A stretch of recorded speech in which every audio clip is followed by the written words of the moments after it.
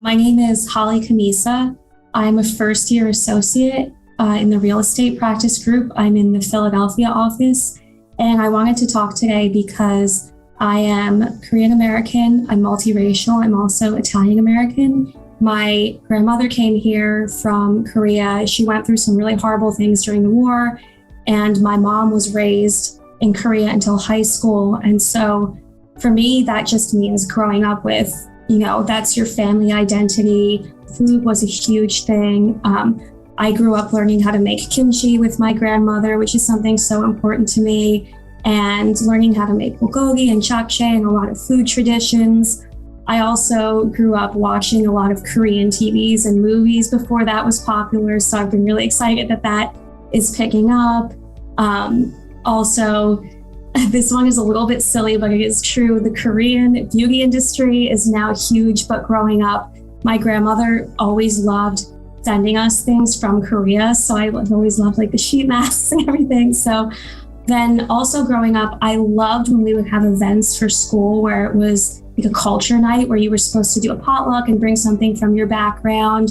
And I was always excited to have my mom make Korean barbecue meats or something like that to bring in and have people try. It was always really exciting because it felt really unique to me, and being able to share that then has always been really fun. My whole life I've had people say to me, but you're not really Asian, which to me, I know is just because I don't look like what they perceive to be, what they think someone should look like who is Asian. And that is really hurtful and kind of confusing, especially as a kid, because I am growing up with all these traditions and all this pride, and it really makes you realize how much appearance means to other people versus the reality of how you identify in your culture and what you're living. I had a really hard time hearing that and would often respond with a joke or something like, well, you should have the pressures of having a Korean grandmother and a Korean mother who are pushing you to get perfect grades, and, kind of make a joke that I honestly really regret looking back now. A lot of times I was picking up on something sort of stereotypical to make a joke, and I feel like it was offensive, and I really regret it.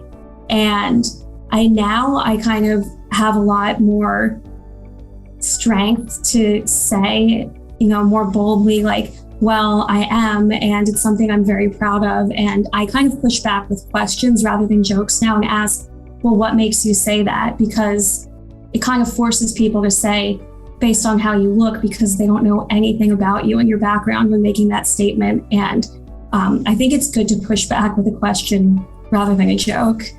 In the wake of the huge rise in anti-Asian American violence last year, I was so moved and disturbed by that and became quickly very actively involved. There was a big march in Philadelphia, and I had a big sign that said, "Proud to be Asian."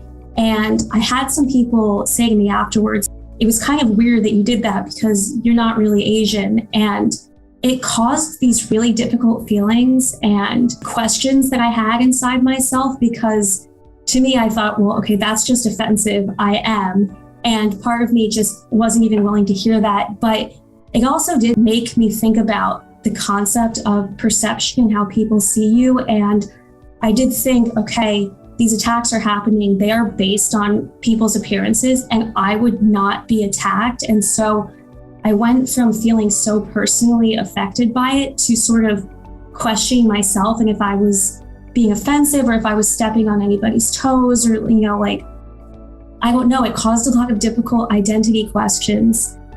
People do have perceptions, and it's something that people can't really help, but the way that you respond is tremendous. And so it's fine to, ask questions like, oh, that's so interesting. I didn't know that. Tell me more about it. Obviously, I think it's good for people to find that to be interesting, but I think assertions more are the problem. A huge part of how I identify and feel is just thanks to my mom and my grandmother and their pride and being so proud and always reminding me of who I am and where they came from, and some of this sort of difficult stories from my grandmother's background. And I think that when someone has had a difficult life and they've had to leave their country because of that, but they still love their country so much and hold on to that. That pride carries on for generations. And so I think that my grandmother's experience definitely lives in me, and it's something so important to me. And that's a huge reason why this matters so much in my life.